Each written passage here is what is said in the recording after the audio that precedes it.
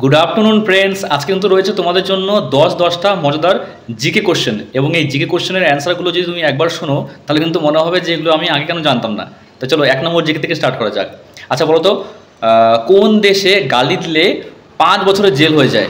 ভাবতে পেরেছো যে মানুষ সেখানে সবসময় গালি দিতে থাকে, বন্ধুর সঙ্গে গালি দিচ্ছে, ফ্যামিলিকে গালি দিচ্ছে, কেউ কেউ হলো নিজে নিজে মনে গালি দিচ্ছে।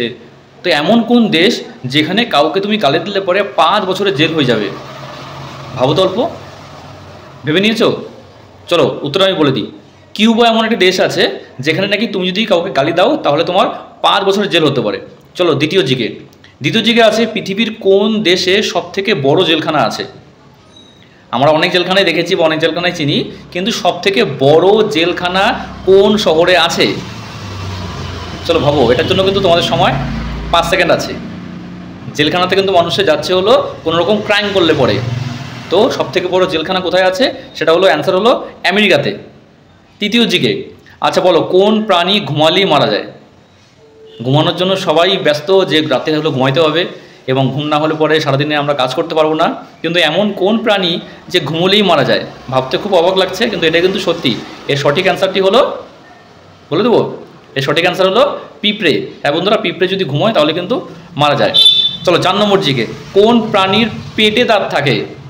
আমাদের মুখে দাঁত থাকে, কিন্তু এমন একটি প্রাণী আছে যার পেটে দাঁত থাকে, এবং সেই প্রাণীটা কিন্তু আমরা সবাই মোটামুটি দেখেছি।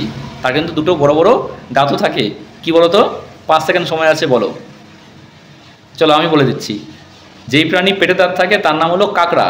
হ্যাঁ, কাকড়ার কিন্তু পেটে দাঁত থাকে। 5 নম্বর জিকে, পৃথিবীর কোন দেশে প্রথমে মোবাইল চালু হয়? মোবাইল ছাড়া আমরা থাকতেই পারি না, কিন্তু কোন দেশ ফার্স্টেই মোবাইল ব্যবহার করে শুরু করে দিয়েছে? সেই দেশটির নাম হলো জাপান। জাপান সবথেকে প্রথমে মোবাইল ব্যবহার করা শুরু করে দিয়েছে। তারপরে 6 নম্বর জিকে, ঘুমন্ত অবস্থায় সাঁতার কাটতে পারে কোন প্রাণী? আমরা এমনিতেই অনেক সময় আছে সাঁতার কাটতে পারি না, কিন্তু এমন একটি প্রাণী আছে যে ঘুমন্ত অবস্থাতেও সাঁতার কাটতে পারে, ঘুমিয়ে ঘুমিয়েই সাঁতার কাটতে পারে। 5 সেকেন্ড সময়, ভাবো। ভেবে নিয়েছো? উত্তরটি কিন্তু যারা যারা ভাবছো যে তোমরা তোমাদের মতো করে উত্তর দিবে, অবশ্যই কিন্তু কমেন্ট করে তোমরা নিজেদের মতামত জানাতে পারো। তো ঘুমিয়ে সাঁতার কাটতে পারে কোন প্রাণী? সেটা হলো ডলফিন। তারপরের দিকে, কোন প্রাণীর 3টে হৃৎপিণ্ড থাকে? আমাদের প্রত্যেকেরই একটা করে হার্ট থাকে, একটা করে হৃৎপিণ্ড থাকে, কিন্তু এমন কোন প্রাণী যার 3টে হৃৎপিণ্ড থাকে? এর সঠিক অ্যান্সার কী হবে? এর সঠিক অ্যান্সার হবে হলো অক্টোপাস। অক্টোপাস থাকে হলো 3টে হৃৎপিণ্ড।